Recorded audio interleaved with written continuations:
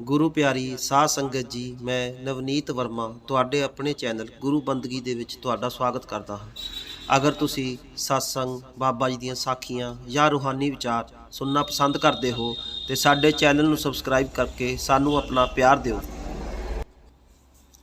ਸੰਗਤ ਜੀ, ਇਸ ਦੁਨੀਆ ਦੇ ਵਿੱਚ ਉਹ ਮਾਲਕ ਇਨਸਾਨ ਦਾ ਜਾਮਾ ਲੈ ਕੇ ਸਤਿਗੁਰ ਦੇ ਰੂਪ ਦੇ ਵਿੱਚ ਆਂਦਾ ਹੈ। ਉਸ ਨੂੰ ਪੂਰਾ ਖਿਆਲ ਹੁੰਦਾ ਹੈ, ਉਸ ਨੂੰ ਆਪਣੇ ਸੇਵਕਾਂ ਦਾ ਪੂਰਾ ਧਿਆਨ ਹੁੰਦਾ ਹੈ, ਉਹਨਾਂ ਦੀ ਸਤਿਗੁਰੂ ਪੂਰੀ ਸੰਭਾਲ ਕਰਦਾ ਹੈ। ਭਾਵ ਉਹ ਕਨ ਕਨ ਦੇ ਵਿੱਚ ਵਸਿਆ ਹੋਇਆ ਹੈ, ਉਹਦੇ ਕੋਲੋਂ ਕਦੀ ਕੁਝ ਨਹੀਂ ਲੁਕਿਆ। ਉਹ ਦੀਨ ਦਿਆਲ ਹੈ, ਉਹ ਦਾਤਾ ਹੈ। ਸੰਗਤ ਜੀ, ਇੱਕ ਵਾਰ ਦੀ ਗੱਲ ਹੈ ਕਿ ਇੱਕ ਬਿਹਾਰੀ ਬਿਹਾਰ ਤੋਂ ਪੰਜਾਬ ਕੰਮ ਦੀ ਤਲਾਸ਼ ਦੇ ਵਿੱਚ ਆਪਣੇ ਪਰਿਵਾਰ ਨੂੰ ਲੈ ਕੇ ਆਇਆ, ਪਰ ਉਹਨੂੰ ਕਿਤੇ ਚੱਜ ਦੇ ਨਾਲ ਕੰਮ ਨਹੀਂ ਮਿਲਿਆ। ਕਦੀ ਇੱਕ ਅੱਧੀ ਦਿਹਾੜੀ ਉਹਦੀ ਲੱਗ ਜਾਂਦੀ ਤੇ ਕਿਸੇ ਵੇਲੇ ਪੂਰਾ ਦਿਨ ਉਸ ਨੂੰ ਵਿਹਲਿਆਂ ਬੈਠ ਕੇ ਕੱਟਣਾ ਪੈਂਦਾ। ਇੱਕ ਦਿਨ ਉਹ ਕੰਮ ਦੀ ਤਲਾਸ਼ ਦੇ ਵਿੱਚ ਇੱਧਰ ਉੱਧਰ ਭਟਕ ਰਿਹਾ ਸੀ ਕਿ ਕਿਤੇ ਕੋਈ ਦਿਹਾੜੀ ਲੱਗ ਜਾਵੇ, ਕਿਉਂਕਿ ਘਰ ਬੀਵੀ ਤੇ ਬੱਚਿਆਂ ਨੂੰ ਵੀ ਪਾਲਣਾ ਸੀ। ਉਹ ਰੋਡ ਦੇ ਕਿਨਾਰੇ ਕਿਨਾਰੇ ਜਾ ਰਿਹਾ ਸੀ ਤੇ ਕੀ ਦੇਖਦਾ ਹੈ ਕਿ ਇੱਕ ਇਮਾਰਤ ਬਣ ਰਹੀ ਹੈ ਤੇ ਉੱਥੇ ਮਜ਼ਦੂਰ ਕੰਮ ਕਰਦੇ ਪਏ ਨੇ। ਉਸ ਨੇ ਸੋਚਿਆ ਕਿ ਇੱਥੇ ਪੁੱਛ ਲੈਂਦੇ ਹਾਂ, ਜੇ ਕਿਤੇ ਕੋਈ ਕੰਮ ਮਿਲ ਜਾਵੇ ਤੇ ਕੀ ਬੁਰਾ ਹੈ। ਦਰਅਸਲ ਉੱਥੇ ਕੋਈ ਇਮਾਰਤ ਨਹੀਂ ਬਣ ਰਹੀ ਸੀ, ਇੱਕ satsang ਘਰ ਬਣ ਰਿਹਾ ਸੀ। ਖੈਰ, ਉਹ ਜਦੋਂ satsang ਘਰ ਦੇ ਵਿੱਚ ਐਂਟਰ ਕਰਨ ਲੱਗਾ ਤੇ ਗੇਟ ਦੇ ਉੱਤੇ ਬੈਠੇ ਸੇਵਾਦਾਰ ਨੇ ਉਹਨੂੰ ਰੋਕ ਲਿਆ। ਉਸ ਨੂੰ ਪੁੱਛਿਆ ਕਿ ਕਿੱਧਰ ਚੱਲਿਆ ਹੈ ਭਾਈ। ਉਸ ਨੇ ਕਿਹਾ ਕਿ ਜੀ ਮੈਂ ਕੰਮ ਕਰਨਾ ਹੈ। ਸੇਵਾਦਾਰ ਨੇ ਸੋਚਿਆ ਕਿ ਇਹ ਸ਼ਾਇਦ ਸੇਵਾ ਕਰਨ ਆਇਆ ਹੈ। ਉਸ ਨੇ ਕਿਹਾ ਕਿ ਜੀ ਸਦਕੇ ਕਰੋ ਜੀ, ਪਰ ਆਪਣਾ ਨਾਮ ਤੇ ਪਤਾ ਰਜਿਸਟਰ 'ਚ ਲਿਖਵਾ ਦਿਓ। ਉਸ ਨੇ ਆਪਣਾ ਨਾਮ ਤੇ ਪਤਾ ਰਜਿਸਟਰ ਦੇ ਵਿੱਚ ਲਿਖਾ ਦਿੱਤਾ। ਨਾਮ ਵਗੈਰਾ ਲਿਖਾ ਕੇ ਉਹ ਅੰਦਰ ਚਲਾ ਗਿਆ। ਅੰਦਰ ਸੇਵਾਦਾਰਾਂ ਨੂੰ ਪੁੱਛ ਕੇ ਉਸ ਨੇ ਕੰਮ ਕਰਨਾ ਸ਼ੁਰੂ ਕਰ ਦਿੱਤਾ। ਜਦੋਂ ਦੁਪਹਿਰ ਹੋਈ ਤੇ ਉੱਥੇ ਕੰਮ ਕਰ ਰਹੇ ਮੁੰਡਿਆਂ ਨੇ ਕਿਹਾ ਕਿ ਚਲੋ ਰੋਟੀ ਖਾ ਕੇ ਆਉਂਦੇ ਹਾਂ। ਤੇ ਮਜ਼ਦੂਰ ਨੇ ਪੁੱਛਿਆ ਕਿ ਇੱਥੇ ਰੋਟੀ ਵੀ ਮਿਲਦੀ ਹੈ? ਤੇ ਮੁੰਡਿਆਂ ਨੇ ਕਿਹਾ ਕਿ ਹਾਂ ਮਿਲਦੀ ਹੈ ਤੇ ਉਹ ਵੀ ਫ੍ਰੀ ਮਿਲਦੀ ਹੈ। ਖੈਰ, ਉਸ ਬਿਹਾਰੀ ਨੇ ਰੋਜ਼ ਸਵੇਰੇ ਟਾਈਮ ਦੇ ਨਾਲ ਆਣਾ ਤੇ ਜਦੋਂ ਸ਼ਾਮ ਨੂੰ ਸੇਵਾ ਖਤਮ ਹੋਣੀ ਫਿਰ ਉਸ ਨੇ ਘਰ ਜਾਣਾ। ਜਦੋਂ 2-3 ਦਿਨ ਹੋਏ ਤਾਂ ਉਸ ਨੇ ਉਸ ਮੁੰਡਿਆਂ ਨੂੰ ਪੁੱਛਿਆ ਕਿ ਇੱਥੇ ਦਾ ਠੇਕੇਦਾਰ ਕੌਣ ਹੈ, ਮੈਂ ਉਸ ਨੂੰ ਮਿਲਣਾ ਹੈ। ਉਹਨਾਂ ਮੁੰਡਿਆਂ ਨੇ ਹਾਸੇ ਦੇ ਵਿੱਚ ਕਿਹਾ ਕਿ ਠੇਕੇਦਾਰ ਤਾਂ ਬਾਹਰ ਗਿਆ ਹੈ, 3-4 ਦਿਨ ਤੱਕ ਆਵੇਗਾ। ਮੁੰਡਿਆਂ ਨੇ ਪੁੱਛਿਆ ਕਿ ਵੈਸੇ ਤੁਸੀਂ ਠੇਕੇਦਾਰ ਨੂੰ ਕੀ ਕਹਿਣਾ ਹੈ। ਉਸ ਮਜ਼ਦੂਰ ਨੇ ਕਿਹਾ ਕਿ ਮੈਂ ਕਹਿਣਾ ਤਾਂ ਕੁਝ ਨਹੀਂ ਹੈ, ਮੈਂ ਤਾਂ ਬਸ ਆਪਣੀਆਂ ਦਿਹਾੜੀਆਂ ਲੈਣੀਆਂ ਹੈ। ਮੁੰਡਿਆਂ ਨੇ ਮਜ਼ਾਕ 'ਚ ਕਿਹਾ ਕਿ ਇੱਥੇ ਸਭ ਦੀ ਦਿਹਾੜੀ ਤਾਂ ਸੈਕਟਰੀ ਸਾਹਿਬ ਦਿੰਦੇ ਨੇ, ਪਰ ਉਹਨਾਂ ਨੇ 2-3 ਦਿਨ ਤੱਕ ਆਣਾ ਹੈ।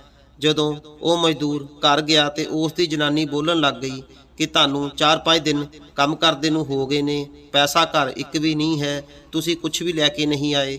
ਜੇ ਕੱਲ੍ਹ ਵੀ ਤੁਸੀਂ ਪੈਸੇ ਨਾ ਲੈ ਕੇ ਆਏ ਤੇ ਫਿਰ ਦੇਖ ਲੈਣਾ, ਕਿਉਂਕਿ ਘਰ ਦੇ ਵਿੱਚ ਖਾਣ ਲਈ ਕੁਝ ਵੀ ਨਹੀਂ ਹੈ। ਉਹ ਮਜ਼ਦੂਰ ਅਗਲੇ ਦਿਨ ਫਿਰ satsang ਘਰ ਗਿਆ, ਕੰਮ ਕਰਨ ਲੱਗ ਪਿਆ। ਜਦੋਂ ਸ਼ਾਮ ਹੋਈ ਤੇ ਉਹਨੇ ਪੁੱਛਿਆ ਕਿ ਸੈਕਟਰੀ ਸਾਹਿਬ ਕਿੱਥੇ ਨੇ। ਉਹਨਾਂ ਨੇ ਕਿਹਾ ਕਿ ਸੈਕਟਰੀ ਸਾਹਿਬ ਕੱਲ੍ਹ ਆਉਣਗੇ। ਹੁਣ ਸੋਚਦਾ ਹੈ ਕਿ ਘਰ ਜਾ ਕੇ ਕੀ ਬੋਲਾਂਗਾ, ਵਾਈਫ ਨੂੰ ਕੀ ਕਹਾਂਗਾ, ਘਰ ਤਾਂ ਸਮਾਨ ਵੀ ਖਤਮ ਹੋਇਆ ਪਿਆ ਹੈ। ਪਰ ਉਸ ਮਜ਼ਦੂਰ ਨੂੰ ਕੀ ਪਤਾ ਸੀ, ਜਿਸ ਗੁਰੂ ਦੇ ਘਰ ਦੇ ਵਿੱਚੋਂ ਕੰਮ ਕਰਦਾ ਪਿਆ ਹੈ ਉਹ ਤਾਂ ਉਸ ਦੇ ਪਰਿਵਾਰ ਨੂੰ ਕਿਤੇ ਭੁੱਖਾ ਸੌਣ ਦੇਵੇਗਾ। ਉਹ ਤਾਂ ਦਾਤਾ ਹੈ, ਜਾਨੀ ਜਾਨ ਹੈ। ਬਾਬੇ ਦੇ ਘਰ ਕੰਮ ਕਰਕੇ ਕੋਈ ਭੁੱਖਾ ਸੋ ਸਕਦਾ ਹੈ? ਕਿਸੇ ਦਾ ਪਰਿਵਾਰ ਭੁੱਖਾ ਸੋ ਸਕਦਾ ਹੈ? ਇਹ ਨਹੀਂ ਹੋ ਸਕਦਾ। ਸੰਗਤ ਜੀ, ਜਦ ਘਰ ਪਹੁੰਚਿਆ ਤੇ ਕੀ ਦੇਖਦਾ ਹੈ ਕਿ ਬੱਚੇ ਖਿਡੌਣਿਆਂ ਦੇ ਨਾਲ ਖੇਲ ਰਹੇ ਨੇ ਤੇ ਜਨਾਨੀ ਖਾਣਾ ਪਕਾ ਰਹੀ ਹੈ ਤੇ ਘਰ ਦੇ ਵਿੱਚ ਰਾਸ਼ਨ ਦਾ ਸਮਾਨ, ਆਟੇ ਦੀਆਂ ਬੋਰੀਆਂ ਪਈਆਂ ਨੇ। ਉਹਨੂੰ ਕੁਝ ਸਮਝ ਨਹੀਂ ਆ ਰਿਹਾ ਸੀ। ਜਾ ਕੇ ਬੈਠ ਗਿਆ। ਜਨਾਨੀ ਪਾਣੀ ਲੈ ਕੇ ਆਈ ਤੇ ਬੋਲੀ ਕਿ ਜਿੱਥੇ ਤੁਸੀਂ ਕੰਮ ਕਰਦੇ ਹੋ ਉੱਥੇ ਦੇ ਠੇਕੇਦਾਰ ਆਏ ਸੀ ਤੇ ਘਰ ਦੇ ਵਿੱਚ ਸਾਰਾ ਰਾਸ਼ਨ ਦਾ ਸਮਾਨ ਦੇ ਗਏ ਨੇ ਤੇ ਬੱਚਿਆਂ ਨੂੰ ਖਿਡੌਣੇ ਵੀ ਦੇ ਗਏ ਨੇ ਤੇ ਨਾਲੇ ਆਹ ਕੁਝ ਪੈਸੇ ਫੜਾ ਗਏ ਨੇ। ਅਗਲੇ ਦਿਨ ਜਦੋਂ ਉਹ satsang ਘਰ ਗਿਆ ਤੇ ਸੈਕਟਰੀ ਸਾਹਿਬ ਵੀ ਆਏ ਹੋਏ ਸੀ। ਉਸ ਮਜ਼ਦੂਰ ਨੇ ਸੈਕਟਰੀ ਸਾਹਿਬ ਦਾ ਬਹੁਤ ਬਹੁਤ ਧੰਨਵਾਦ ਕੀਤਾ। ਸੈਕਟਰੀ ਸਾਹਿਬ ਨੇ ਪੁੱਛਿਆ ਕਿ ਕਿਸ ਗੱਲ ਦਾ ਧੰਨਵਾਦ ਕਰਦਾ ਹੈ। ਉਸ ਨੇ ਦੱਸਿਆ ਕਿ ਤੁਸੀਂ ਕੱਲ੍ਹ ਸਾਡੇ ਘਰ ਗਏ ਸੀ ਤੇ ਰਾਸ਼ਨ ਦਾ ਸਮਾਨ ਪਾਇਆ, ਬੱਚਿਆਂ ਨੂੰ ਖਿਡੌਣੇ ਵੀ ਦਿੱਤੇ ਤੇ ਕੁਝ ਪੈਸੇ ਵੀ ਮੇਰੀ ਵਾਈਫ ਨੂੰ ਤੁਸੀਂ ਦੇ ਕੇ ਆਏ ਸੀ। ਮੈਂ ਇਸ ਲਈ ਤੁਹਾਡਾ ਧੰਨਵਾਦ ਕਰਦਾ ਹਾਂ। ਸੈਕਟਰੀ ਸਾਹਿਬ ਨੇ ਕਿਹਾ ਕਿ ਮੈਂ ਇਦਾਂ ਕਿਉਂ ਕਰਨਾ ਸੀ। ਮਜ਼ਦੂਰ ਨੇ ਦੱਸਿਆ ਕਿ ਮੈਂ 1 ਹਫ਼ਤੇ ਤੋਂ ਇੱਥੇ ਦਿਹਾੜੀ ਲਾ ਰਿਹਾ ਸੀ, ਇਸ ਲਈ ਤੁਸੀਂ ਮੇਰੇ ਘਰ ਜਾ ਕੇ ਸਾਰਾ ਸਮਾਨ ਦੇ ਕੇ ਆਏ। ਉਸ ਮਜ਼ਦੂਰ ਨੇ ਸਾਰੀ ਕਹਾਣੀ ਸੈਕਟਰੀ ਸਾਹਿਬ ਨੂੰ ਸੁਣਾਈ। ਸੈਕਟਰੀ ਸਾਹਿਬ ਨੇ ਕਿਹਾ ਕਿ ਇਸ ਤਰ੍ਹਾਂ ਕਰ, ਤੂੰ ਆਪਣੀ ਪਤਨੀ ਨੂੰ ਲੈ ਕੇ ਆ, ਕਿਉਂਕਿ ਮੈਂ ਤਾਂ ਤੁਹਾਡੇ ਘਰ ਗਿਆ ਨਹੀਂ। ਉਹ ਮਜ਼ਦੂਰ ਆਪਣੀ ਵਾਈਫ ਨੂੰ ਲੈ ਕੇ ਉੱਥੇ satsang ਘਰ ਪਹੁੰਚ ਗਿਆ। ਸੈਕਟਰੀ ਸਾਹਿਬ ਨੇ ਪੁੱਛਿਆ ਕਿ ਬੇਟਾ ਮੈਂ ਆਇਆ ਸੀ? ਉਹ ਬੀਬੀ ਨੇ ਕਿਹਾ ਕਿ ਨਹੀਂ, ਇੱਕ ਸਰਦਾਰ ਜੀ ਆਏ ਸੀ, ਉਹਨਾਂ ਦੀ ਚਿੱਟੀ ਦਾੜੀ ਸੀ। ਇੰਨਾ ਕਹਿਣ ਦੀ ਦੇਰ ਸੀ ਕਿ ਇੱਕ ਸੇਵਾਦਾਰ ਨੇ ਆਪਣੇ ਫੋਨ ਦੇ ਵਿੱਚੋਂ ਬਾਬਾ ਜੀ ਦੀ ਫੋਟੋ ਕੱਢ ਲਈ ਤੇ ਉਸ ਨੂੰ ਦਿਖਾਈ ਤੇ ਉਸ ਨੂੰ ਪੁੱਛਿਆ ਕਿ ਇਹ ਆਏ ਸੀ?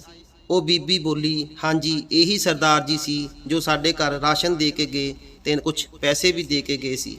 ਸੰਗਤ ਜੀ, ਗੁਰੂ ਕਦੀ ਕਿਸੇ ਦਾ ਨਹੀਂ ਰੱਖਦਾ, ਉਹ ਤਾਂ ਦਾਤਾਰ ਹੈ। ਉਹ ਹਮੇਸ਼ਾ ਤੋਂ ਦਿੰਦਾ ਆ ਰਿਹਾ ਹੈ। ਅਸੀਂ ਮੰਗਦੇ ਮੰਗਦੇ ਥੱਕ ਜਾਂਦੇ ਹਾਂ, ਪਰ ਉਹ ਸਤਿਗੁਰੂ ਦਿੰਦੇ ਦਿੰਦੇ ਨਹੀਂ ਥੱਕਦਾ।